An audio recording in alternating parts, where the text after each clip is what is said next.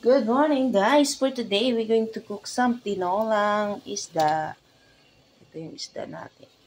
Ito yung isda. Ito yung ating pangpaasim. Ito yung ating ginger. Nauna na po, nilagyan natin siyang tanglad. Ginger. Magtula tayo ng isda. Then, dahon ng sibuyas. Dahon sibuyas na bukay ako ng dahon. Yan. And then, haluin natin. Ito yung aking breakfast. Ang breakfast.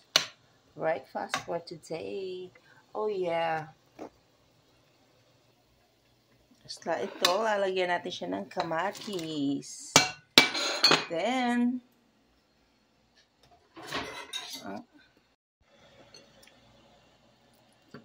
pipigain natin ang ating kalamansi. Tapos, lalagyan natin siya ng okra. Ito yung okra. Lalagay dyan sa kumukulong water.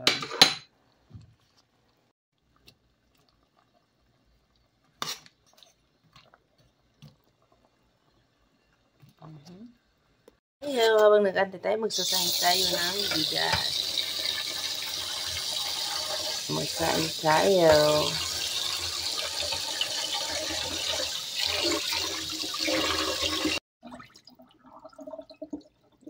Ugasan mo nga siya ng mga 3 beses. Ito yung aming rice. Tapos, ang pagluto, ganito lang. Kung anong sukat ng rice, ganoon din ang sukat ng water. Okay? So, that's perfect. Okay na. We need to put it in the rice cooker. Saksak. Okay. Wow, kumulo na siya. Now, ang isda, this is the fish. So, pili siya. Wala nang buto. So, ilalagay na natin. Okay? Masarap naman ito. This is very yummy.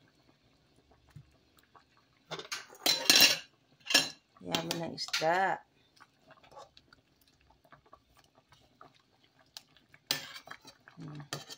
Tayo natin siya kumulo ulit. Akin tinulang isda. Aray ko ginuukulot. Ay, pista. Ayan. Antay natin siyang kumulo. Okay? Ngayon, maglalagay tayo ng kalamansi. Yan yung ating kalamansi. Para sa ating fish. Maglagay tayo ng ating malunggay. Ang ating moringa, malunggay. Ayan. Siyempre, kahit sa US may malunggay kami. Meron kami malunggay dito sa Georgia. Yes, we have a moringa here in Georgia. Ito na po ang ating tinulang isda. Sarap. Yan, kumukulo pa rin siya. Thank you for watching, guys. Bye!